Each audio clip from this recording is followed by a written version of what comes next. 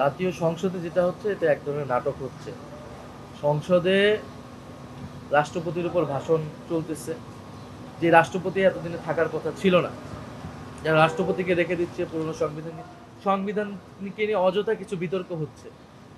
এই বিতর্কগুলো ঐক্যমত কমিশনের সময় হয়েছে। আমরা তো সংবিধান সংশোধনের জন্য কথা বলছি না। সংবিধান সংশোধনের মাধ্যমে সংবিধানের মৌলিক পরিবর্তন সাধন করা সম্ভব হয় না। এটা একেবারেই কমন সেন্স, একেবারেই কাণ্ডজ্ঞান।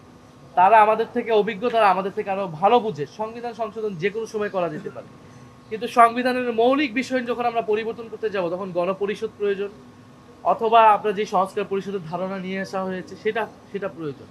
তো এখন তারা আবার নতুন করে সংবিধান সংশোধন, তো ফলে তারা সংসদে আসলে এক ধরনের এই ধরনের আলোচনাগুলোকে এনে সময় ক্ষেপণ করছে। মূল মূল যেই লক্ষ্য, মূল সেইটার থেকে বিচ্যুত করা হচ্ছে আলোচনাকে, এবং আলোচনার কোনো সুযোগই দেওয়া হচ্ছে না। এই নিয়ম কানুনের নানান বেড়াজালে আসলে আমরা যেই আলোচনা করতে চাই সেই আলোচনা সংসদে করার পরিবেশ আসলে নাই। পরিবেশ না দিকেই আমাদেরকে রাজপথে আসতে হচ্ছে। তারপরে আমরা সংসদে, রাজপথে, যেখানে যেখানে আমাদের সুযোগ আছে আপনাদের মাধ্যমে আমরা আমাদের কথাগুলো বলে যাব। ধন্যবাদ। সংসদকে অকার্যকর করে দিচ্ছে সরকারি দল।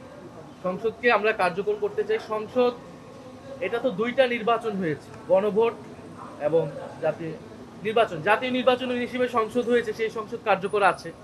কিন্তু আরেকটি নির্বাচন, যেই নির্বাচনের ফলে সংবিধান সংস্কার পরিষদ হওয়ার কথা ছিল, যার দায়িত্ব ছিল এই সংসদ সদস্যদের, তারা তো সেইটাকে অকার্যকর করে রেখেছে। ফলে এইবারের এটা কিন্তু অলরেডি অর্ধেক অকার্যকর হয়ে গিয়েছে। জুলাই অভ্যুত্থানে যে সংস্কারের কথা বলা হয়েছিল, বিএনপি সেটা থেকে পিছু হচ্ছে কিনা, এবং পার্লামেন্টে এই অধ্যাদেশগুলো যদি বাস্তবায়ন না হয় তাহলে ভবিষ্যৎ কি?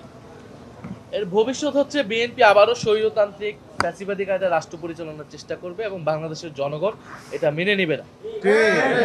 ফলে বাংলাদেশের জনগণ 16 বছর ধরে এই নির্যাতন নিপীড়ন সহ্য করেছে। বিএনপির বহু নেতাকর্মীরাই গুম হয়েছে, তাদের মানবাধিকার হরণ হয়েছে। এখন তারা যদি একই কায়দায় আবার এটা চেষ্টা করে, মানুষের রাজপথে গণ আন্দোলনের মুখে তাদেরকে পড়তে হবে, এবং তাদের পরিণতি কি হবে এটা আল্লাহ তাআলাই ভালো জানেন।